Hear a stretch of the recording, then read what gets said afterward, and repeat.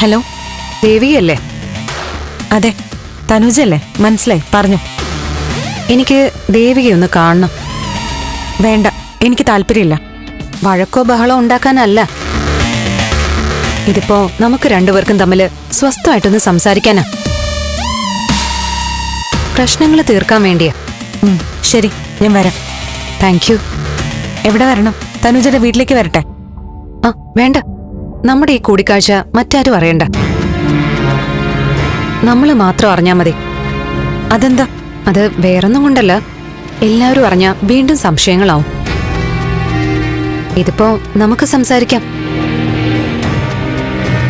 എല്ലാം ഇന്നത്തോടെ സംസാരിച്ച് തീർക്കണം.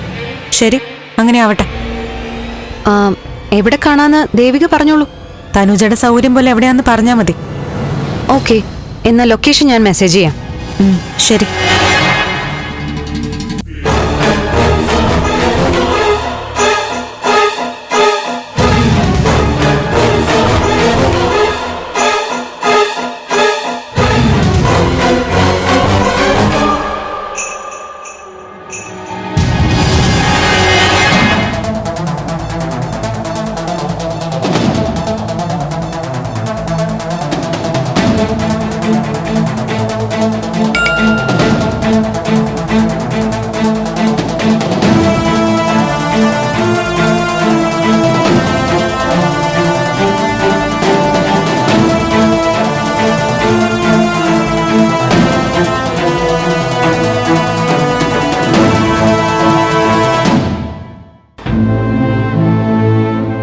സിദ്ധു എവിടെ പോകുന്നു? മുമ്പെന്റെ പേഴ്സണൽ സ്റ്റാഫിലുണ്ടായിരുന്ന പ്രമോദിന്റെ പെങ്ങളുടെ കല്യാണമായിരുന്നു. ജസ്റ്റ് ഒന്ന് കയറിയിട്ട് വരാം. എന്നാ ദേവികയോടൊപ്പം പോയിരുന്നില്ലേ? ടൗണിലേക്കായിരുന്നെങ്കിൽ ഒരു ഓട്ടോയിൽ പോയാൽ അത്രയും കാശ് ലാഭിക്കായിരുന്നല്ലോ. ദേവിക എവിടെ പോയതാ? അത്യാവശ്യമായിട്ട് ഒരിടം വരെ പോകുന്നു. ഉടൻ വരാന്ന് പറഞ്ഞിട്ട് പോയതാ. ചോദിക്കാനും പറയാനും ഒന്നും സമയം കിട്ടിയില്ല. എന്തിനാണെന്നൊന്നും പറഞ്ഞില്ലേ? ഇല്ല. അത് പിന്നെ ഇപ്പൊ ആരും ഒന്നും കാര്യമായിട്ട് പറയാറില്ലല്ലോ. മുൻപ് മുറ്റത്തോട്ടൊന്ന് ഇറങ്ങുമ്പോ പോലും പറഞ്ഞിട്ട് പോവും. എല്ലാവർക്കും പരസ്പര ധാരണയുണ്ടായിരുന്നു.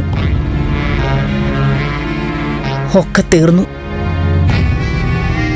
സിദ്ധു ആലോചിച്ചു നോക്ക്.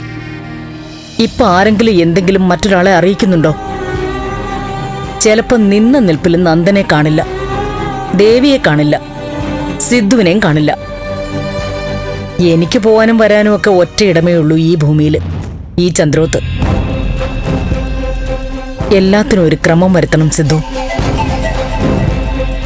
ദേവിക ബലരാമന്റെ വീട്ടിൽ പോയതാണെന്നുള്ളത് നമ്മളിപ്പോ അറിഞ്ഞതേ ഉള്ളൂ.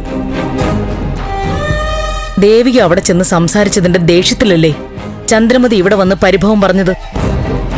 ദേവിക ഓരോന്ന് ചെയ്യുന്നത് ഇവിടുത്തെ നന്മ കരുതിയല്ലേ പ്രഭേ? അല്ലാന്നല്ല പറഞ്ഞത്. പക്ഷെ കാര്യങ്ങളൊക്കെ കൈവിട്ടു പോവല്ലേ? എല്ലാം ശരിയാവും, ഞാൻ പോയിട്ട് വരാം. സിദ്ധു, നമുക്കൊന്ന് മേരി തോമസിനെ കാണാം. അവരോടെല്ലാം പറയാം. അങ്ങനെ മാത്രമേ ഇതിനൊരു ശാശ്വത പരിഹാരം ഉണ്ടാവൂ. ഇല്ലെങ്കിൽ സിദ്ധു നോക്കിക്കോളൂ, ഒരു വലിയ ദുരന്തം ഇവിടെ നടക്കും. ആവശ്യമില്ലാത്ത സംസാരിച്ച് മുഷിയണ്ട. ബലരാമന്റെ മേരി തോമസിന്റെ മകളാണ് തനൂജ എന്നത് വലിയൊരു രഹസ്യം. അത് ആരും ആരോടും പറയാൻ പോകുന്നില്ല.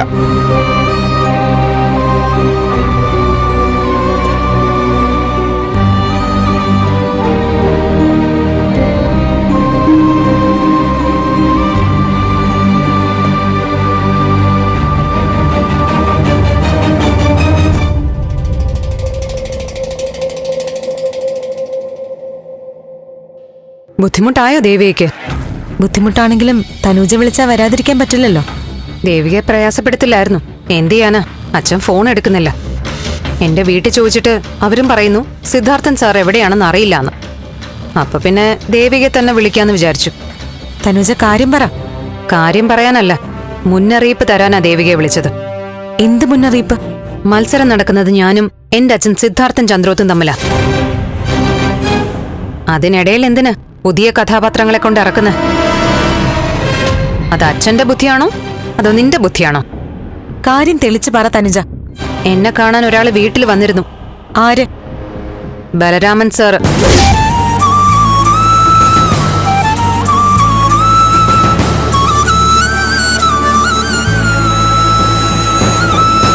ഫ്ലവേഴ്സ് സ്മാർട്ട് ഷോ ഫെബ്രുവരി 15 ശനിയാഴ്ച ആരംഭിക്കുന്നു. ശനി ഞായർ ദിവസങ്ങളിൽ രാത്രി 9:30 ഫ്ലവേഴ്സിൽ.